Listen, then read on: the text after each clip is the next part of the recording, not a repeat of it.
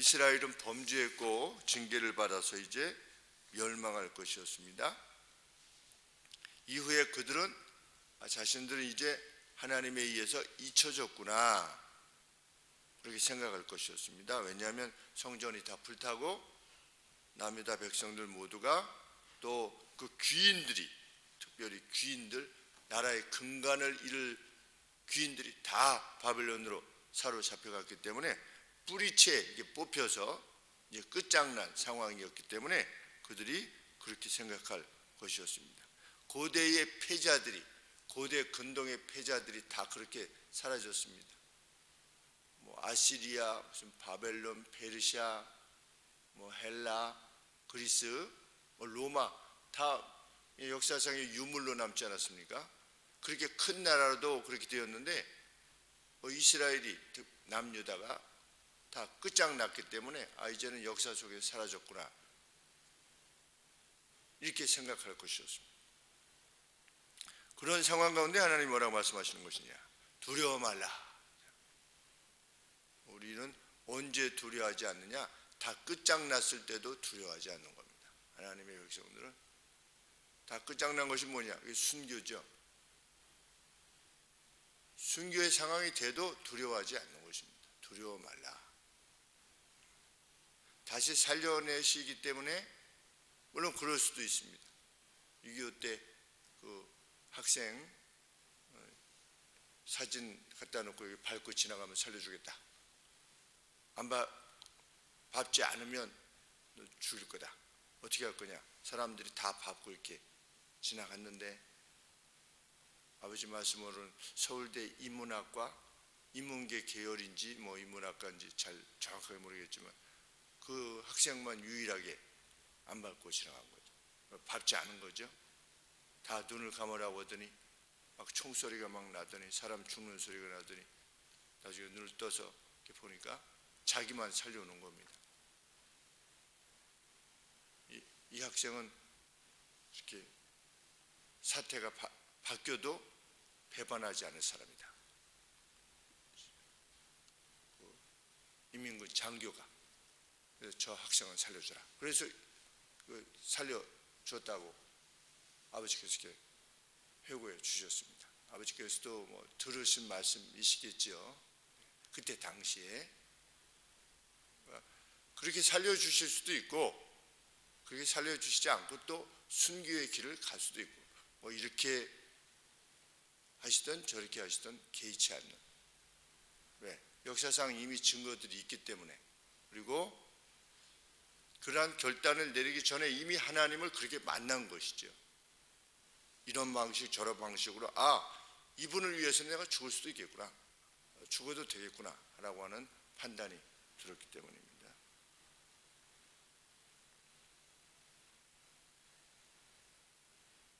두려워 말라. 왜?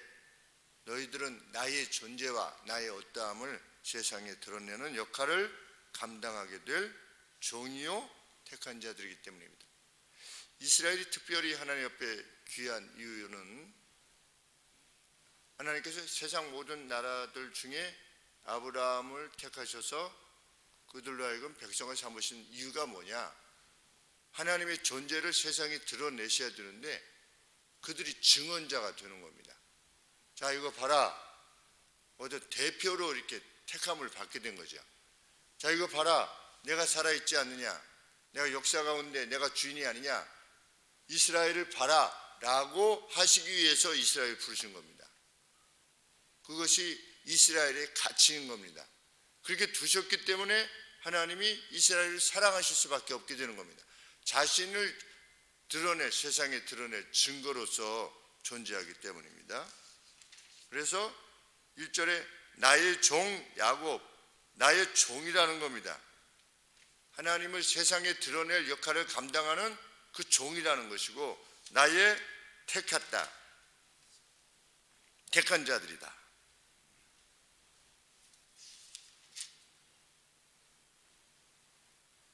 이 절 말씀에 너를 지으며 너를 모태에서 조성하고 너를 도와줄 여호와가 말하노라. 나의 종 야곱, 나의 택한 여수루나. 그런데 여수루나 그러니까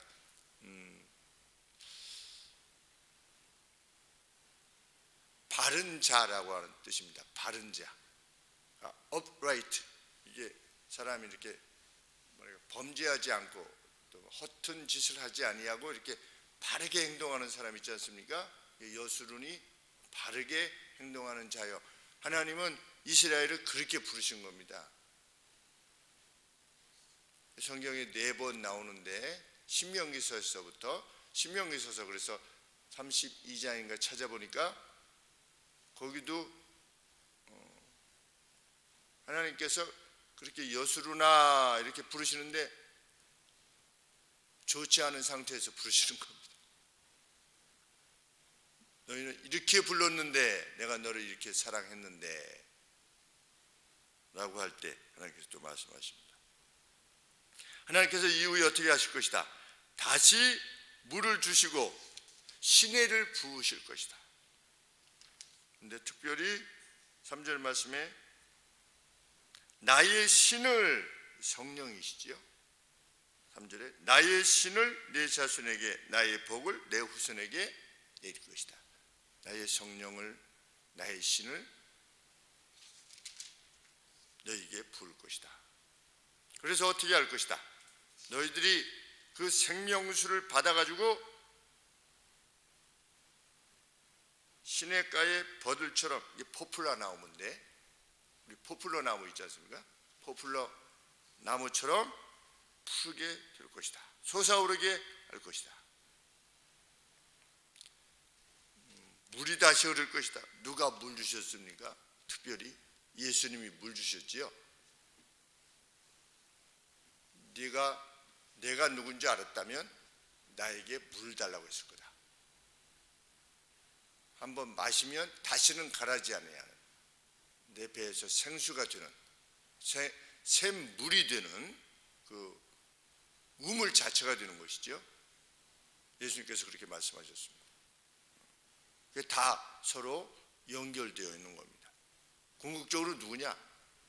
예수님을 주실 것이다. 성령도 주셨고 예수님도 주셨습니다. 그래서 어떻게 될 것이다? 5절 말씀에 그 누구는 내가 여호와께 속할 것이다. 야, 이거 내가 하나님 백성이라고 자기 스스로를 말할 것이며 야곱의 이름으로 자칭할 것이며 스스로 칭할 것이며 혹은 자기가 여호와께 속하였음을 손으로 기록하고 이스라엘의 이름으로 자기를 부를 것이다. 나 하나님 백성이야. 이렇게 하게 될 것이다. 이스라엘을 통해서 분명히 베푸시는 하나님의 행하심, 미리 말씀하시고 그것을 이루시는 하나님을 보고 세상의 모든 민족들이 그 누구라도 그렇게 하게 될 것이다. 말씀하시는 것입니다. 어떤 일이 이루어질 것이냐? 28절 말씀에 고레스라고 하는 왕을 하나님께서 세우셔서 그로 하여금 하나님의 목자가 되게 하셔서 하나님의 기쁨을 성취하도록 할 때 예루살렘이 중건되고 성전이 중건되어지게 될 때 다 회파된 그것들이 고레스라고 하는 이름의 왕이 와가지고 그것을 이룰 때 사람들이 우와 이러면서 나도 이제 이스라엘의 이름으로 내가 칭해야 되겠다 라고 하는 결론에 이르게 될 것이다. 하나님이 미리 밝히시는 것입니다. 그래서 하나님이 드러내시고자 하는 것이 무엇이냐? 6절 말씀에 이스라엘의 구속자이신 만군의 여호와가 말하노라 내가 처음이요 내가 마지막이다. 알파와 오메가다. 예수님이 이렇게 말씀하셨죠. 알파와 오메가다. 이게 무슨 뜻이냐? 나만이 유일한 신이라는 겁니다. 예수님이 신이신 거죠. 알파와 오메가라고 스스로에 대해서 말씀하셨으니까 신이라고 하는 것은 누구냐? 7절 말씀에 다시 한번 내가 옛날 백성을 세운 이후로 나처럼 외치며 구하며 진술할 자가 누구냐? 있거든 될 일과 장차 올 일을 구할지어다. 앞으로 되어질 일을 구하는 존재가 그리고 그것을 이룬 존재가 신이 아니겠느냐? 내가 그렇게 할 것이다. 고레스라고 하는 왕을 일으킬 것이다. 너희는 두려워 말며 겁내지 말라 이렇게 말씀하시는 것입니다.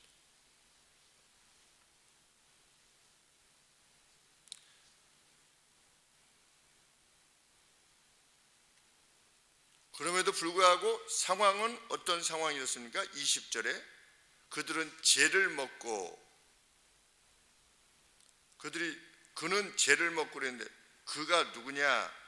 19절 말씀에 나무에 얼마로는 불을 사르고 그 숯불 위에는 떡을 굽고, 나무를 그렇게 사용하는 겁니다.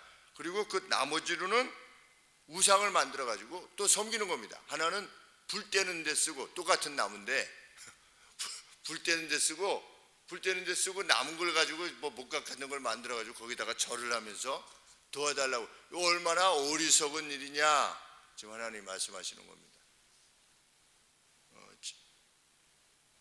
9절부터 17절까지는 우상에 대한 내용이 나옵니다. 우상을 섬기는 것이 얼마나 허망한 것이냐라고 하는 내용을. 그것은 마치 무엇과 같으다. 20절에 그는 죄를 먹고 무가치한 것들, 흩어지고 사라지는 것들, 그런 것들에 얽매여서 산다 이것입니다. 그는 죄를 먹고 미혹한 마음에 미혹되어서 스스로 그 영혼을 구원하지 못하며 나의 오른손에 거짓 것이 있지 아니하냐 하지도 못하느니라. 하나님은 그러한 소경됨으로부터 돌아오라 하시는 것입니다. 이제 다 끝난 것이 아니냐, 다 뭐 이제 망할 것인데, 아니면 다 망했는데 라고 생각할 때에도 어떻게 해라? 돌아와라. 왜? 너희들의 죄악을 다 씻어냈기 때문이다. 씻어낼 것이기 때문에 미리 선언하시는 거죠. 여인의 후손이 와서 뱀의 머리를 짓이길 것이다. 그것이 너무나 명백한 것인 양 너희들의 회복이 분명한 것이다. 너희들의 죄악을 내가 이미 씻어내느라. 그리고 22절에 이미 너희를 구원하였다.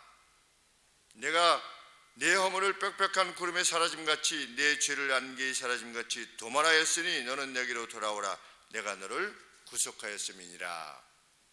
그것이 하나님의 마음이시라는 겁니다. 1세대는 징벌에 의해서 다 망할 것입니다. 그러나 하나님의 이름이 있는 그 다음 세대, 하나님이 체질을 하시고 난 이후에 상황에 대해서 말씀하고 계시면서 죄로부터의 회복을 요청하시는 것입니다. 하나님은 죄 가운데 있었을 때에도 이스라엘을 이렇게 사랑하시는 분이시다. 그러면 오늘 우리에게 하나님의 이름을 두셨는데 우리를 얼마나 사랑하실 것인가, 너무나 명확한 것입니다. 이것이 바로 기쁨의 근거입니다. 23절에 여호와께서 이 일을 행하셨으니 하늘아 노래할지어다, 땅의 깊은 곳들아 높이 부를지어다, 산들과 삼림과 그 가운데 모든 나무들아 소리내어 노래할지어다. 여호와께서 야곱을 구속하셨으니 이스라엘로 자기를 영화롭게 하실 것이기 때문이다. 앞으로 이미 이루어진 거나 다를 바가 없다, 이렇게 말씀하시는 겁니다. 그러니 이 말씀을 들었던 유다 백성들 중에 남은 자들, 힘들고 어려운 이들에게 그래도 여전히 하나님은 이렇게 하시는구나 라고 하는 것을 믿고 용기를 냈겠지요. 세상이 다 그렇고 그런 거야 라고 하는 사람들이 있는 반면에 세상이 거칠고 험하게 이렇게 가도 그 가운데에서도 하나님은 자기 백성들을 지키실 수 있다고 하는 사실을 확신하는 사람, 그 사람이 되기를 원하셔서 하나님께서 패망 전에 미리 이 말씀을 주시는 겁니다.